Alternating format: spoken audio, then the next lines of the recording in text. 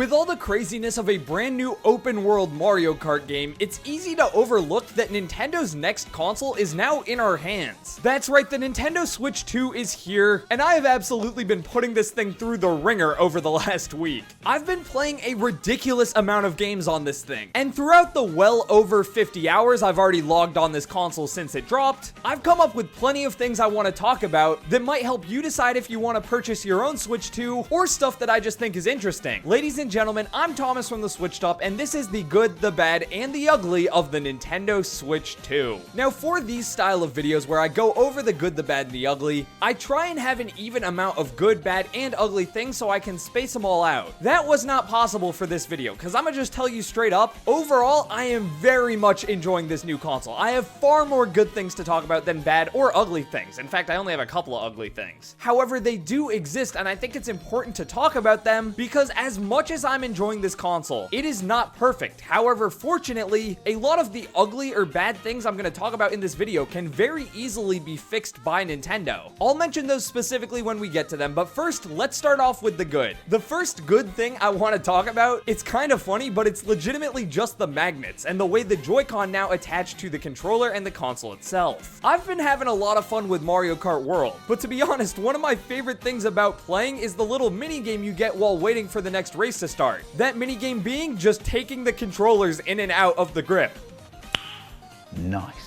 It is so satisfying to attach and detach these controllers because the magnets just have this super slick pop, which not only feels a lot more sturdy and secure than the regular Switch, but is just so satisfying to do. I find myself mindlessly attaching and detaching the controllers all the time. Not only is it a better mechanism, but it's one of the many factors that helps the Switch 2 feel a lot more premium than the original Nintendo Switch. I know this is technically a Switch 2, but this is what I would have imagined a Switch Pro to be like. This feels more like a pro console, and it doesn't have nearly as much of the children's toy vibe that the original Switch kind of had, which in my opinion is a great thing. It just feels premium, which especially for the premium price, is something I'm really glad about. Next up, I want to talk about the first bad thing. The bad points in this video are not only things that I think can be fixed, but definitely will. And they're not major deal breakers like the ugly section. These are more minor annoyances. The first minor annoyance I have is that there's no multiple SKUs. Again, this will probably change soon enough, but when the original Nintendo Switch launched, it came with gray Joy-Cons and also the red and blue color Joy-Cons. Yes, that's not a ton of customization, but back in 2017, it was still really exciting to see new colors of Joy-Con come out and watch people mix and match to really customize their own Nintendo Switch into looking like how they want it to. That's not an option here. Every Switch 2 looks the same out of the box, and while yes, I'm sure we will get new Joy-Con colors eventually, I kind of wish they were here at launch. That was such a fun part of the original Switch's launch that just isn't here for Switch 2. Alright, now let's get into the first ugly point. These are the big deal breakers for a lot of people, and I have to start with the main one being the price. Now, is the Switch 2 as a console itself overpriced? I don't think it's possible to answer that. We do not know for sure how much it costs Nintendo to make this thing. However, the R&D costs were probably pretty high, especially considering Nvidia developed a whole custom chipset for this console. At $450, that's a huge ask for the average consumer, and definitely the biggest barrier of entry to owning a Nintendo Switch 2. However, whether or not the console itself is overpriced, I'm not really sure. All I know is it turns into an even tougher pill to swallow when you pair the console price increase with the game price increases as well. Everyone's already talked about this, including us in our own dedicated video, but yeah, it's nuts. I understand inflation and all that. You can make as many arguments to defend Nintendo here as you want. The core issue still remains, it's just too expensive for a lot of people, which is a bummer, and I hope as time goes on and maybe we get some sales, the price can overall go down, allowing more people to experience this otherwise really great console.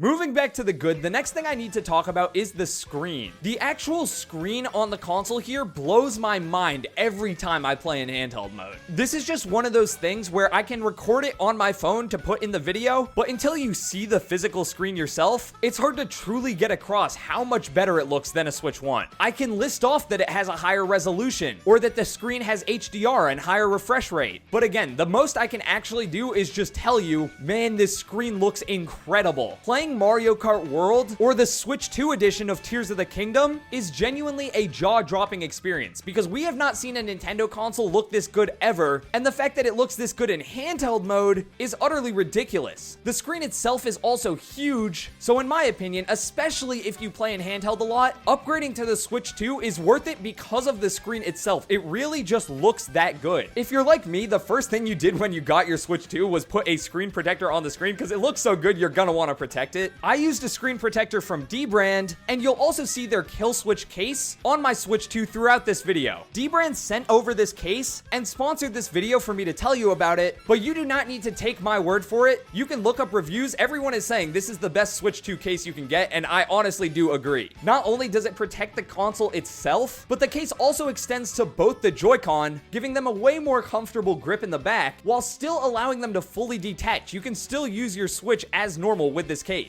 Not only that, but you also get an adapter for your dock, so you just don't need to take this case off at all. I mean, they seriously thought about everything here. Every single use case for your Switch 2 works with the new DBrand Killswitch. You also get this cover for the Killswitch itself, which can store some game cartridges, but also further protects the console, so you can literally just put this cover on and then toss it into your backpack and it'll be perfectly fine. I've been doing that all week long. As I was just talking about with the price, this is an expensive console, so if you buy one and own it, you're gonna want to protect it. You're not gonna want to break it and then have to buy a new one. Because of that, it's worth investing into a quality case, and the DBrand Killswitch case is literally the best one you can get. If you're interested, check it out using my link in the description, and once again, thank you to DBrand for sponsoring this video. Next, let's move on to one of the bad points, and this one isn't really even Nintendo's fault, but it still impacted how I've used my Switch 2 within the first week, so it's worth mentioning here. And that has to do with the backwards compatibility with Switch 1 games, specifically a lot of third-party games. Just because you now have the new power of the Switch 2 does not mean that old third-party games will actually be using that power. I booted up Rocket League on this thing expecting it to run pretty well, but Rocket League definitely has not gotten a Switch 2 update yet. This could change in the future, but for now it still looks horrible and runs really poorly considering how powerful this console is. Like, it can definitely handle better than this. I'm also one of the suckers who bought the Grand Theft Auto Remastered trilogy on Switch. However, I barely played it because those games are just straight up not playable on Switch. They've gotten some updates over the years, but the resolution is still really bad. Looking at anything in the distance just looks pretty ugly. And again, even though the Switch 2 can definitely run these games at a higher resolution with a better draw distance and all of that, they just don't because the developers haven't updated the game. So if you're expecting a lot of your Switch 1 titles, especially third-party ones, to magically run better,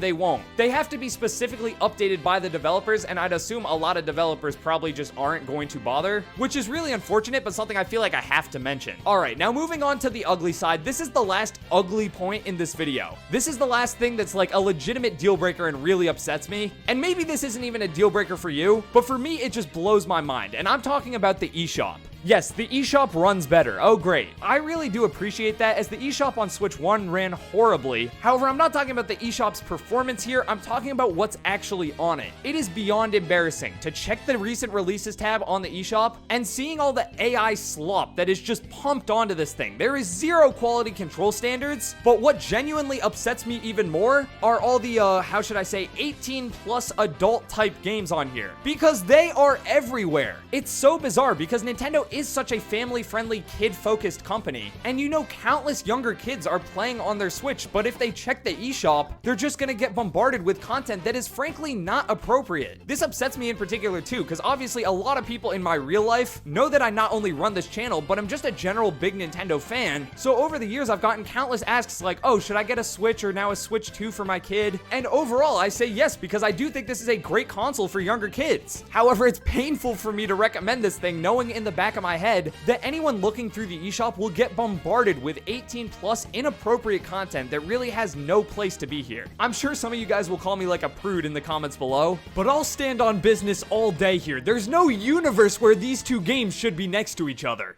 Let's go back to the good though, and I gotta talk about mouse mode. There aren't a ton of games that use it right now. I'm really looking forward to this game called Mousework by Nitrome. I love so many different Nitro games. I play them on my phone all the time. And Mousework seems to be like a snipper clip style party game entirely focused around the mouse. It's releasing soon, so I'm super excited for that. But even beyond that, just at launch, there are countless games that use the mouse functionality, and this thing works incredibly well. It is super seamless. You literally just tilt your Joy-Con to the side side, place it on a surface, and the system already knows and it just switches to mouse mode no problem. Once again, I gotta shout out the Killswitch case because the grips on the Joy-Con here actually make it so much more comfortable, especially if you have larger hands like myself. But as is, I am so beyond pleasantly surprised with how well mouse mode works. In my opinion, this is the feature of Switch 2 I'm most looking forward to see used by developers moving forward, because what we've seen now is already pretty sick. I can only imagine the types of games we'll get that use mouse mode moving forward though. Next up, let's go back to the bad. This is just such a basic one, but themes. Come on, Nintendo. Why are we still stuck with basic white and basic black? These are not themes, this is a light mode and a dark mode. I actually used light mode for the entirety of the Switch 1's lifespan. However, for the Switch 2, I've moved over to dark mode because it just fits with the console better, especially the dark gray Joy-Cons. I just think it looks really good. But I mean, like, come on, those are the two options. Talking about themes for the Nintendo Switch is beating a dead horse. We've talked about it countless times, literally since like the start of this channel back in 2017, 2018. I've been making videos being like, hey, why are themes not here? And then the Switch 2 comes out and themes are still not here. It's ridiculous. I am putting this in the bad section because as much as I do want themes and as much as it is a no-brainer, this is not like a deal breaker. I don't think anyone is not going to buy the console because it doesn't have themes, or at least I wouldn't recommend that. I mean, it really doesn't matter in the grand scheme of things because what you care about are the games themselves. However, it is still nuts that themes don't actually exist, and maybe it's copium, but I do genuinely think Nintendo will eventually get around to adding them. They're leaving free money on the table. They could charge for these themes like they did on the 3DS and make a boatload of cash. Again, I've already gone through all the ugly points, so let's jump back to the good. The overall build quality of the Switch 2 just feels a lot better. Not only does the console feel better, but it feels more intelligently designed than the base Nintendo Switch. The most obvious example is a charging port on the top so you can charge and play tabletop mode at the same time now. This has already come in handy a bunch of times for me when taking the Switch on the go, because the battery life is not great, but being able to charge from the top or the bottom of your console makes it so that battery life isn't that big of an issue, because even if you're playing in tabletop, you can still charge no problem. Not only that, but everything about this console is just designed in a more smart way. The little cartridge flap on top no longer just pivots, it actually pulls all the way out and feels a lot more sturdy. The kickstand is far better than the original Switches and can prop up the screen at a ton of different angles. And even for single Joy-Con play, the SL/SR buttons are a lot better. You're still not gonna like want to play games in single Joy-Con, but when you do have to, it doesn't feel like you're at an insane disadvantage like it did on the base Switch, because those SL/SR buttons just did not work. They were way too small and they feel a lot better here. Everything about this console just feels like it was actually designed for human use, whereas the base Switch definitely had some questionable design decisions.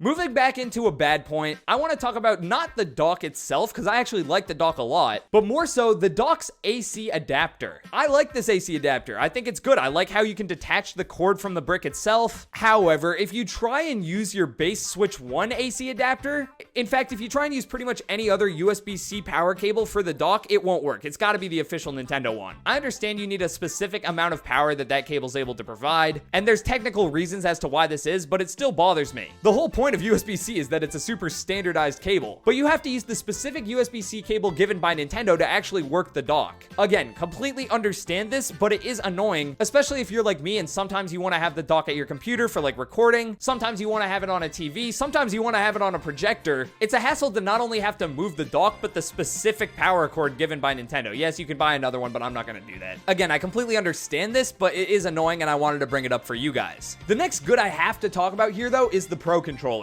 I've seen a lot of people say that the Switch 2 Pro Controller is leagues ahead of the Switch 1 Pro Controller. I don't necessarily agree with that. I think that's mainly because I already loved the Switch 1 Pro Controller so much. The Switch 2 Pro Controller isn't that much of a revolution from the first one, but it has so many small improvements that it genuinely will probably go down as my favorite controller of all time. The analog sticks are straight up perfection. I have never used a controller that has sticks feel this smooth. The D-pad is still not great in my opinion, but that's the only negative I have for this controller, and that doesn't even mention the new positives, such as a headphone jack. Yes, we get a headphone jack on the controller, finally, in 2025. Seriously though, you can still use your Switch 1 Pro controller on the Switch 2, so I wouldn't say a Switch 2 Pro controller is a must-buy if you already have one, but once you try using this thing, whether at a demo in store or at a friend's house, it's gonna be really hard to go back because it is just that good of a controller. It feels so nice to use. Alright, the next bad point we have here is the last one, meaning everything else after this is the good point. points. And yeah, we still have a couple more good points because I really am that much in love with the console. But my last issue with it is kind of maybe a nitpick. Let me know down in the comments below if this is like a valid issue. But in my opinion, it just goes to show that Nintendo's current ecosystem, with all the different services they provide, is not nearly as cohesive as it should be. For example, Nintendo recently launched Nintendo Today, which is a mobile news app entirely comprised of Nintendo news. Obviously, Nintendo Today has its flaws, but as a concept, I really do appreciate it. I'm pretty much entirely off Twitter, or X, whatever you want to call it. And I would suggest you doing the same thing, honestly. It's no secret that social media platforms are designed to feed you content that angers you because that's what keeps you on the platform. But specifically with X, ever since Elon bought it, it seems like their core mission statement is just to upset people and show you the dumbest possible takes. So I just almost entirely stopped using it, which genuinely did improve my quality of life. However, because of that though, I'm missing out on some awesome Nintendo news. Nintendo Today is a cool way to solve that. But why is Nintendo Today, which is Nintendo's brand new news service, not on Switch 2? Instead, we just have the normal news tab, which is not nearly as cohesive and does not have as many cool stories as Nintendo Today. If they just turn this news tab into a console version of Nintendo Today, I think it would make a lot more sense for Nintendo's ecosystem as a whole. Don't even get me started on something like Nintendo Music. This is Nintendo's very own music streaming service that comes with Nintendo Switch Online, but you can't use it on the Nintendo Switch. You have to use it on the phone. This should also just be an app on my Switch too. I don't know how frequently I'd use it. Like, Nintendo Today is much more of like a reasonable ask in terms of like something I'd actually use on my Switch too, but still, it's kind of ridiculous that Nintendo Today and Nintendo Music are both very new ventures for Nintendo that would make so much sense to be on Switch 2, but aren't. They're only on the phone app. Specifically Nintendo Today. Like, we have a news app on the Switch 2, but then there's a completely separate, different branded news app called Nintendo Today for just phones. That doesn't really make sense at all.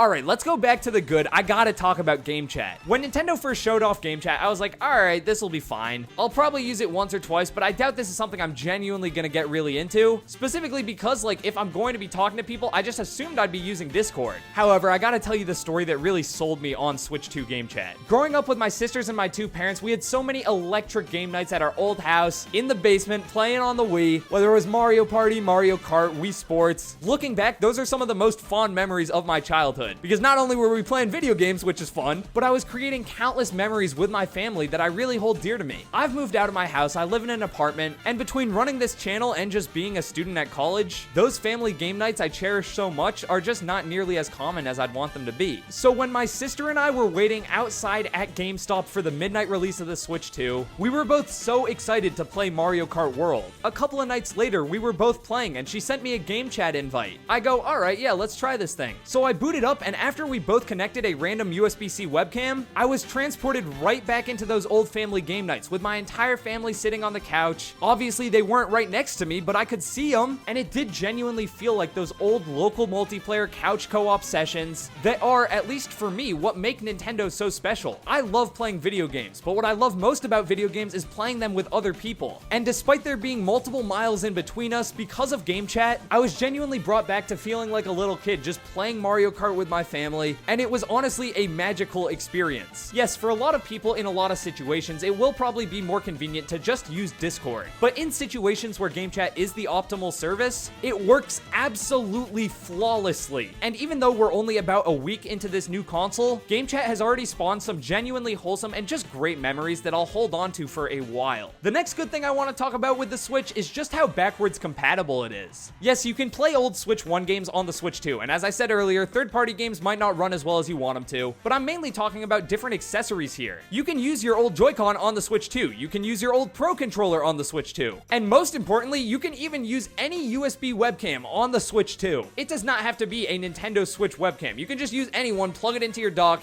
and boom, you're set up already for Game Chat. It's so nice that you have flexibility with all the other accessories, especially considering how expensive everything is, that if you get a Switch 2, you do not have to buy new controllers in order to play local multiplayer with everyone if you have your Switch 1 controllers. Or you don't have to buy a specific camera in order to utilize Game Chat. It's definitely nice and something I wanted to mention, because obviously with Switch 1, it's not like you could use Wiimotes, but now that we're on Switch 2, backwards compatibility with your controllers is back, and I am so grateful for it. Next thing I want to talk about that's good is just the dock. The dock just feels premium, and I really like how it looks. It's obviously pretty similar to the Switch 1 dock, but the rounded corners are a nice touch, and the fact that the Switch 2 dock now has a fan built in means that A, games will be able to run better while while they're docked, and B, your console itself will be able to last longer, as the dock is able to do more heavy lifting and actually able to cool itself off with the fan, meaning that it takes some of the stress off of the Switch 2 itself. Whether you're someone who uses both handheld and TV mode equally, or you're planning on just having your Switch 2 permanently docked, the Switch 2 dock just fixed all the small problems I had with the Switch 1 dock, looks a lot better, and is generally pretty perfect. I can't really think of any complaints. With that out of the way, I hope you guys enjoyed this video, all about the good, the bad, and the ugly of the Nintendo Switch 2.